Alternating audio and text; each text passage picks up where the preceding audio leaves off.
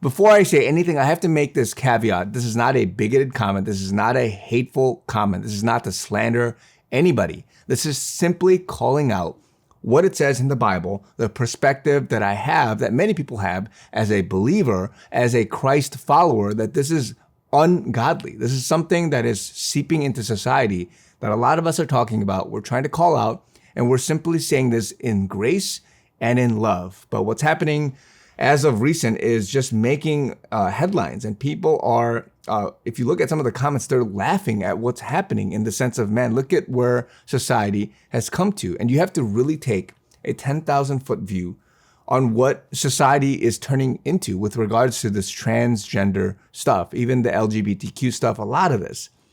Recently, a woman was crowned Miss Netherlands. Now, this person is going to go to try to compete in Miss Universe. But think about what's happening here. A country, and again, this is nothing against the people of the Netherlands. There's a lot of great people there, a lot of believers. But this competition, which everybody knows, is beauty pageant. And take a look. This person waiting, it's always down to the first two. And after they announce it, the person congratulates the other person. Everybody is clapping, the same sort of ritual. And I'm not calling any of the female competitors on stage out, but I would have walked off stage, because if you're sitting there, if you're a believer, if you have any sense of morality, ethical sort of a moral compass, looking at what's happening, you literally have a man who has self-identified as a woman going into a women's competition and saying, hey, look at me, I'm beautiful, I'm doing all these things. And then the country, the judges crown them as a woman. And so a lot of the commenters, again, some, of course, being hateful, others just saying, man, SMH, right?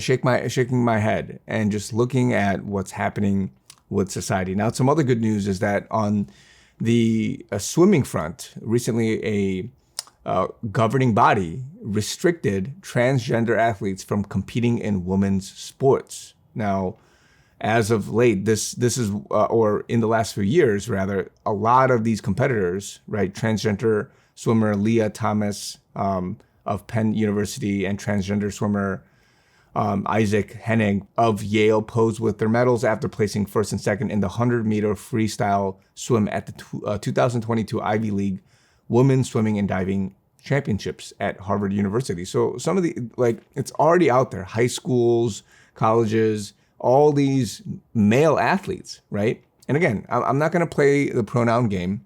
I'm going to tell it as it is, which is the truth is that God had created these people, a man.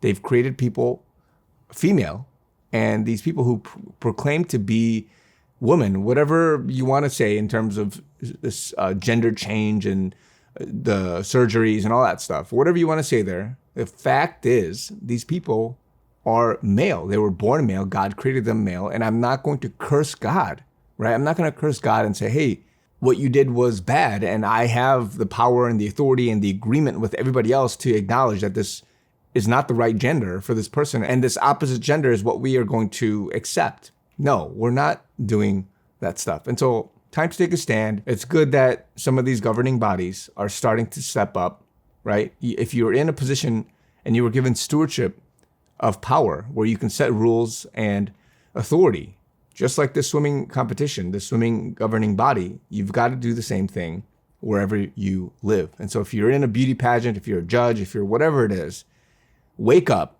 The first step is understanding what true morality is in terms of ethically correct viewpoints based on the Bible. And so once you know that, then you can begin to have a compass, an orientation, a true north, if you will, towards the Lord.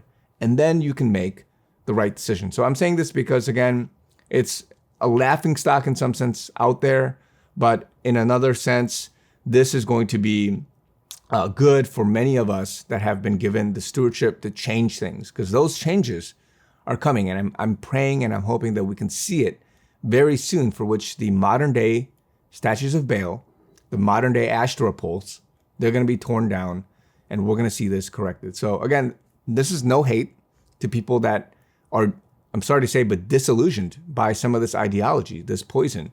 But we have to give love. We have to give grace. We have to treat them the way, we as Christians need to treat them in terms of evangelizing, outreach, and things like that. But you have to deal with sin. You have to deal with wickedness properly. So love you guys. Talk to you guys very soon.